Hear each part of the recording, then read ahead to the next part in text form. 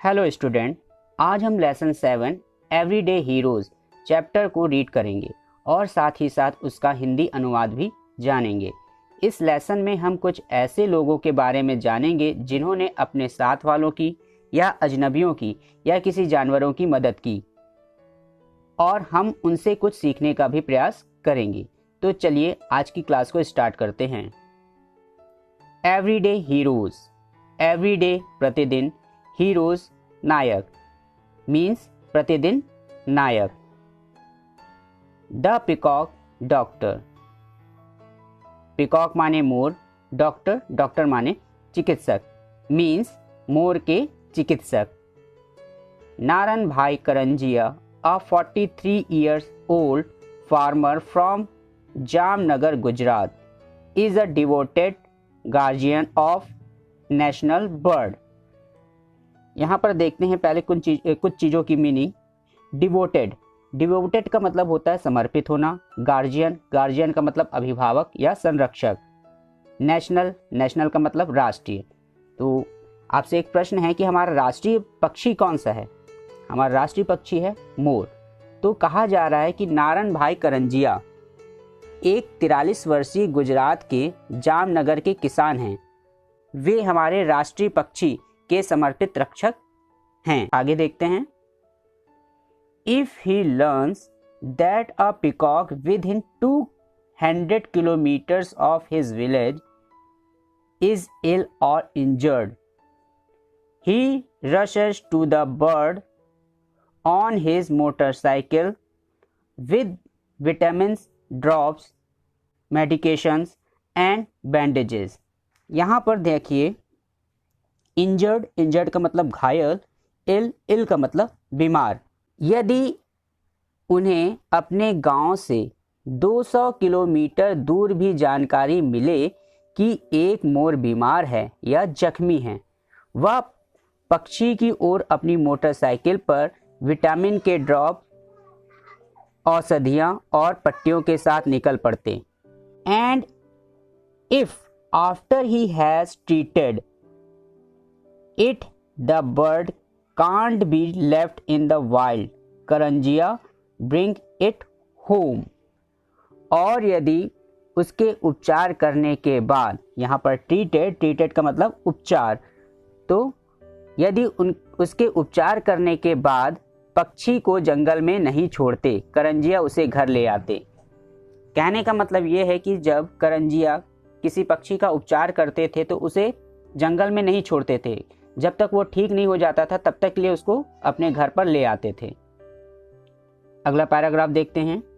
Every year after the harvest when food for wild peacocks is scarce, Karanjia set up center in villages where the birds are looked after and feed।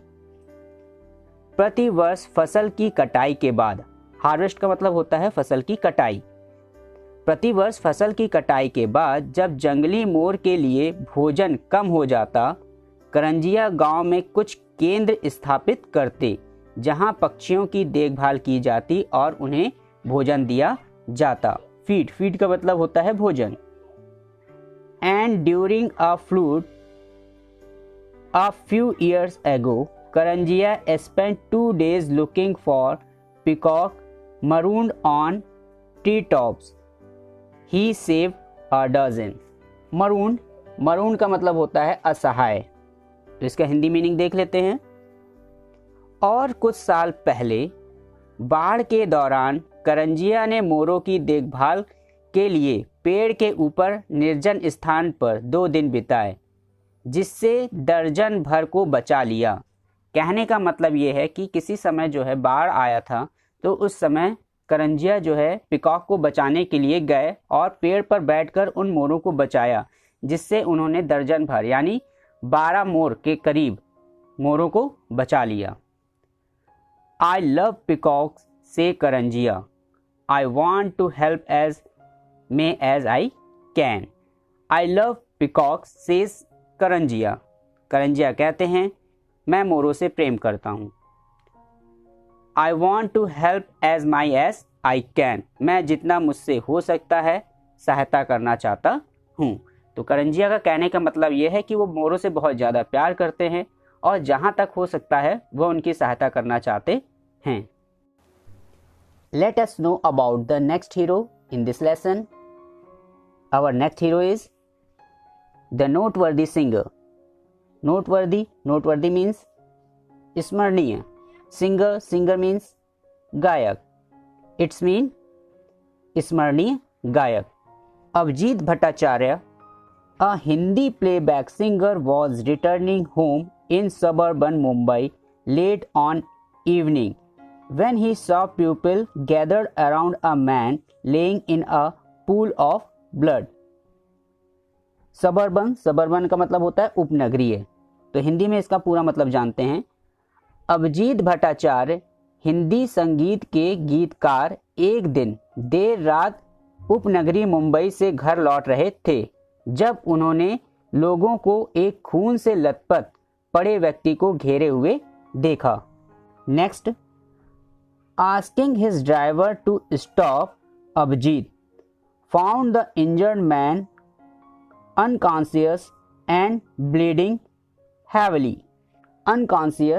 Unconscious means बेहोश, heavily भारी, it's mean अपने वाहन चालक से रुकने को कहा। अभिजीत ने जख्मी व्यक्ति को बेहोश पाया तथा काफी रक्त निकल रहा था। कहने का मतलब ये है कि एक बार जब अभिजीत अपने घर वापस लौट रहे थे तो उन्होंने रास्ते में देखा कि एक व्यक्ति जो सड़क पर पड़ा है उसे बहुत से लोग घेरे हुए हैं और वह व्यक्ति पूरी तरह से खून से लथपथ है। और तब अभिजीत ने अपने ड्राइवर को रुकने के लिए कहा और जब अभिजीत वहां पर जाकर देखते हैं तो उन्होंने देखा कि जो आदमी था, जो घायल था, उसका बहुत सारा खून निकल चुका है और वह बेहोशी के हालत में था। नेक्स्ट पैराग्राफ देखिए। A young well dressed couple in the crowd told Abhijit that their car had hit the man. भीड़ में से एक युवा सुसज्जित जोड़े ने अभिजीत से कहा कि उसकी कार ने उस व्यक्ति को ठोकर मारी। किस व्यक्ति को ठोकर मारी? जो वहां पर घायल पड़ा हुआ था। They were upset and didn't know what to do. वे परेशान थे और वे नहीं जानते थे कि उन्हें क्या करना चाहिए। Recalls अभिजीत, ऐसा उन्होंने अभिजीत से कहा। Taking charge, he told his chauffeur to drive the couple to the nearest hospital. Chauffeur means चालक या ड्राइवर। जिम्मेदारी लेते हुए उन्होंने अपने वाहन चालक से उस दंपत्ति को पास के हॉस्पिटल यानी अस्पताल में ले जाने को कहा। किसने कहा? अभिजीत भट्टाचार्य ने। Then with the help of bystanders, he carefully placed the injured man in the couple's car and drove to the same hospital. फिर लोगों की मदद से उस जख्मी व्यक्ति को उस दंपत्ति की कार में सावधानी पूर्वक रखकर उसे उसी अस्पताल में ले गए जहां पर वो दंपत्ति यानी शादीशुदा जोड़े गए थे। Although required by law to treat accident victim immediately, doctor at the hospital were reluctant. Reluctant means अनिच्छुक। इसका मतलब देखते हैं। यद्यपि कानून को ध्यान में रखते हुए अस्पताल के चिकित्सक जख्मी व्यक्ति को भर्ती कर तत्काल उपचार देने के इच्छुक नहीं थे। कहने का मतलब ये है कि अगर किसी का एक्सीडेंट हो जाता है और उसे हॉस्पिटल ले जाया जाता है तो डॉक्टर जल्दी से उसका इलाज नहीं करते हैं क्योंकि यह कानून के दायरे में आ जाता है। तो वही कहा जा रहा है कि जब अभिजीत उसको लेकर गए उस घायल व्यक्ति को तो डॉक्टरों ने उसके इलाज में देरी की, यानी वो इलाज करने के लिए तैयार नहीं हुए। नेक्स्ट देखते हैं। took 10 minutes of wrangling for Abhijit to get them to agree. wrangling का मतलब लड़ाई झगड़ा तकरार। इसका मतलब अभिजीत को उनसे बहस कर उन्हें मनाने में 10 मिनट लग गए। यानी अभिजीत जब उन्होंने मना कर दिया, किन्होंने, डॉक्टर ने जब मना कर दिया उस घायल व्यक्ति को एडमिट करने के लिए, तो अभिजीत ने डॉक्टरों को मनाया और उनसे थोड़ा बहुत बहस भी की। उसके बाद जो है डॉक्टर मान गए। नेक्स्ट पैराग्राफ देखिए। Only after making sure that the man was being attended to and that his relative had been contacted did Abhijit leave for home at around 1 AM। contacted का मतलब क्या होगा? संपर्क किया। अटेंडेड का मतलब उपस्थित होना। तो पूरी मीनिंग देखते हैं यहाँ पर। इस बात का विश्वास दिलाने के बाद कि व्यक्ति अब खतरे से बाहर है और उसके रिश्तेदारों को खबर दे दी गई है, अभिजीत रात्रि 1 बजे वापस लौटे। यानी जब अभिजीत को ये पता चला कि जो इंजर्ड व्यक्ति है, यानी जो घायल व्यक्ति, वह पूर्ण रूप से ठीक है और उसके रिश्तेदार भी आ रहे हैं, तब वहाँ से अभिजीत सावंत रात के 1 बजे गए। Don't hesitate to help road accident victim, Abhijit says. Abhijit कहते हैं सड़क दुर्घटना में घायल लोगों की सहायता करने में झिझकना नहीं चाहिए। हेजिटेट का मतलब होता है झिझकना। You can save a life, तुम एक जीवन बचा सकते हो।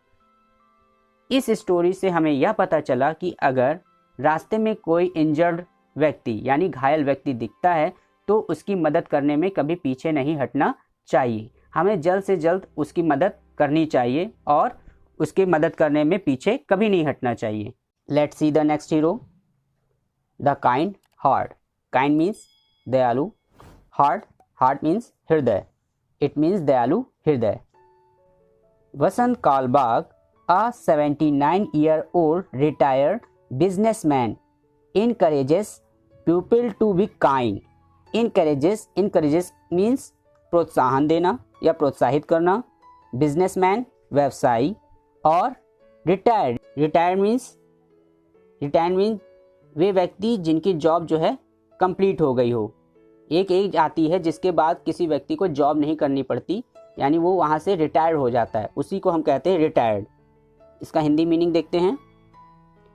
बसंत कालबाग 79 वर्षीय अवकाश प्राप्त व्यवसायी लोगों को दयालु होने का प्रोत्साहन देते हैं। Next line. Doing small selfless act he believes not only help other, it boosts our health and longevity। Meaning देखते हैं। छोटे निस्वार्थ कार्य करते हुए वह विश्वास करते हैं कि सिर्फ दूसरों की सहायता हमारे स्वास्थ्य को ऊपर उठाता है तथा हमें लंबा जीवन प्रदान करता है। लॉन्गेविटी का मतलब लंबा जीवन या दीर्घ आयु। नेक्स्ट पैराग्राफ देखते हैं। Kalbag realise this after he came across 2 websites, Global Ideas Bank.org and actofkindness.org, both of which promoted the message that if only people were kind to one another, the world would be a much better place। Kalbag ने यह 2 website global ideas बैंक.org तथा acts of काइंडनेस.org को खोलकर देखा। दोनों ही यह संदेश को बढ़ावा देते हैं कि यदि लोग एक दूसरे के प्रति सिर्फ दयालु होते तो यह दुनिया सबसे अच्छा स्थान होता। Inspired by this simple but powerful idea, Kalbag started his own organization Kindness Unlimited and built the kindnessunlimited.tripod.com website। Inspired means प्रभावित होना, पावरफुल शक्तिशाली, ऑर्गेनाइजेशन का मतलब होता है संस्था। तो देखते हैं इसका मतलब क्या है पूरा। इस साधारण किंतु प्रभावपूर्ण विचार से प्रेरित होकर कालबाग ने स्वयं की संस्था काइंडनेस अनलिमिटेड शुरू की तथा एक वेबसाइट kindnessunlimited.tripod.com बनाया, यानी उन्होंने खुद का एक वेबसाइट भी बनाया। नेक्स्ट देखते हैं। Through it Kalbag has build a network of KU members who keep in touch with him via email and phones. इसके द्वारा कालबाग ने काइंडनेस अनलिमिटेड के सदस्यों का एक कड़ी या जाल बनाया जो ईमेल तथा फ़ोन द्वारा उनसे संपर्क बनाए रखते हैं. And Kalbag email all of them his bi-monthly newsletter reconnecting the kind deeds of the members. तथा कालबाग अपने द्विमासिक बाई-मंथली का मतलब द्विमासिक यानी 2 महीना समाचार पत्र से ईमेल करते तथा सदस्यों के एक एक कार्य की दोबारा से गणना करते. Kalbag also lecture school and college student on the importance of kindness. Kalbag school तथा कॉलेज के छात्रों को भी दया के महत्व पर व्याख्यान देते. Swapna Havaldar, a young software engineer, says, thanks to Vasant uncle I no longer think twice about helping stranger. Swapna Havaldar एक युवक सॉफ्टवेयर इंजीनियर कहते हैं, वसंत अंकल को धन्यवाद, अब मैं अजनबी व्यक्तियों की सहायता करने की दोबारा लंबे समय तक नहीं सोचता हूँ. यानी जब उन्होंने यह सेंटर चालू किया और स्कूल में जब अपना लेक्चर दिया तो वहाँ एक व्यक्ति था जिसका नाम स्वप्ना हवलदार था. उसने कहा कि मैं अब अजनबियों की सहायता करने में संकोच नहीं करूँगा. There's nothing as truly fulfilling as kindness, says Kalbag. Kalbag कहते हैं, यहाँ दया के सामान वास्तव में दूसरा सुकून नहीं है. इस प्रकार बसंत कालबाग हमसे कहना चाहते हैं कि हमें अपने अंदर दया की भावना रखनी चाहिए. हमें हर किसी के प्रति दया की भावना रखते हुए उसकी सहायता करनी चाहिए. अगर किसी व्यक्ति को हमारी आवश्यकता है तो हम उसकी सहायता जरूर करें.